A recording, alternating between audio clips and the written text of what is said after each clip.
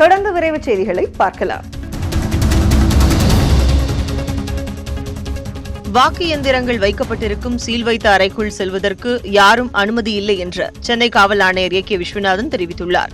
வாக்குப்பதிவு இயந்திரங்கள் வைக்கப்பட்டுள்ள அண்ணா பல்கலைக்கழகத்தில் ஆய்வு மேற்கொண்ட காவல் ஆணையர் கே விஸ்வநாதன் 3 நாடாளுமன்ற தொகுதிகளின் வாக்கு எண்ணும் மையங்களையும் ஆய்வு செய்தார். பின்னர் செய்தியாளர்களிடம் பேசிய அவர், சென்னை வாக்கு இயந்திரங்களுக்கான பாதுகாப்பு சிறப்பாக இருப்பதாக தெரிவித்தார்.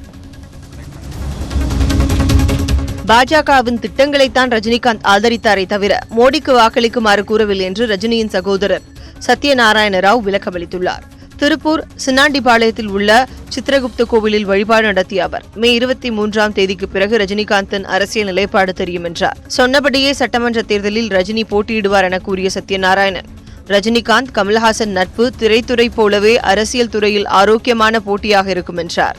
கமல் அரசியலுக்கு விரைவாக வந்துவிட்டதாகவும் ரஜினி லேட்டாக வருகிறார் என்றும் சத்யநாராயணன் கூறியுள்ளார்.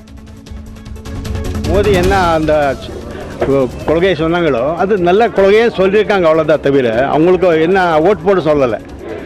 ஒரு நல்லது அவர் செய்யலாரு. பார்க்கல 23 ஆன பின் எந்த மெஜாரிட்டி வருதோ அது நடக்கும். அப்போதான் அது முடிஞ்ச பின் தான் 23 ஆன பின் தான் எல்லாம் நல்லதே நடக்கும்.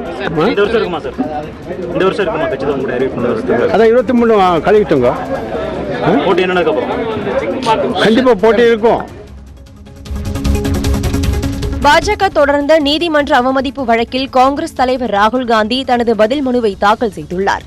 ரஃபேல் ஆவணங்களை விசாரணைக்கு ஏற்பதாக உச்சநீதிமன்றம் அறிவித்தபோது மோடி திருடர் என்பதை உச்சநீதிமன்றம் ஏற்றுக்கொண்டுள்ளதாக ராகுல் காந்தி கருத்து தெரிவித்தார். இதை எதிர்த்து பாஜக சார்பில் அக்கட்சியின் செய்தி தொடர்பாளர் மீனாட்சி லேகி உச்சநீதிமன்றத்தில் நீதிமன்ற அவமதிப்பு வழக்கு தாக்கல் செய்தார். இதன் மீது ராகுல் காந்தி தனது பதில் மனுவை இன்று தாக்கல் செய்துள்ளார். அதில் தன்னுடைய கருத்து தவறாக பயன்படுத்தப்பட்டுள்ளதாகவும் இருப்பினும் தனது கருத்துக்காக வருத்தம் தெரிவிப்பதாகவும் ராகுல் காந்தி தெரிவித்துள்ளார். கர்நாடக மாநிலம் கத்தீலில் உள்ள ஸ்ரீ துர்கா பரமேஸ்வரி கோவிலில் தூதி தாரா வழிபாட்டில் ஏராளமானோர் பங்கேற்றனர். கைகளில் தீபங்களை ஏந்தியபடி பக்தர்கள் ஒரே இடத்தில் திரண்டு ஒருவர் மீது மற்றொருவர் வீசியபடி இருப்பதே இந்த வழிபாட்டின் சிறப்பம்சமாகும். இந்த வழிபாட்டை காண ஏராளமானோர் அங்கு குவிந்தனர்.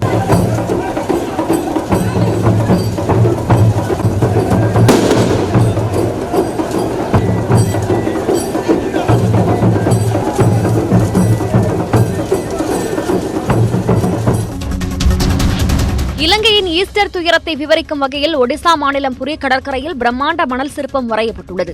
பிரபல மனசிற்ப கலைஞர் சுதர்ஷன் பட்நாயக் இதனை தத்துரூபமாக வடித்துள்ளார். இலங்கையில் நிகழ்ந்த கொடூர தாக்குதல் சம்பவங்களை இந்த மணலோவியம் எடுத்துரைக்கும் வகையில் வரையப்பட்டிருக்கிறது.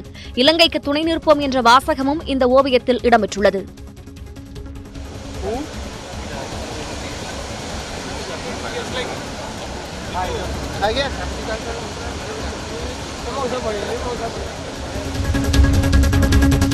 நாமக்கல்லில் மருத்துவமனை சுற்றுச்சுவர் இடிந்து விழுந்து 3 உயிரிழந்தனர்.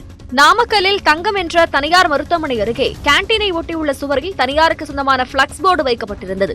மாலை சூறைக்காற்றுடன் லேசான மழை பெய்தபோது பிளக்ஸ் போர்டும் சுவரும் சரிந்தது.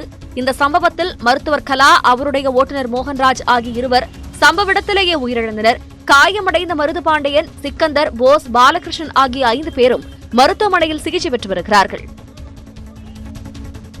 இத்துடன் நேட்டத்துக்கும் என்று நிறைவு பெறுகிறது. செய்திகளை விரிவாக தெரிந்து கொள்ள www.newseightintamil.com இணையதளத்தை பாருங்கள்.